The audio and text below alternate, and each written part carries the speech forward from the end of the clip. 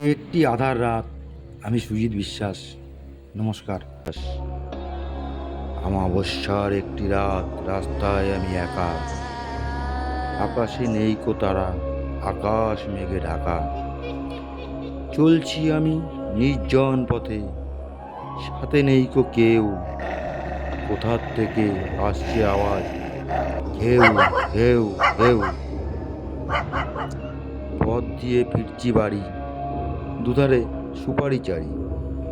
হঠাৎ দেখি আমায় দেখে ভূত নামে গাছের থেকে।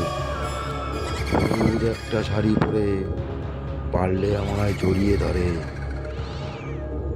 এই দেখে হারাই জ্ঞান, না জানি কতক্ষণ।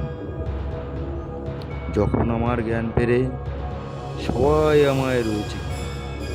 মা আমায় জড়িয়ে ধরে, ভাই বোনেরা আদর করে।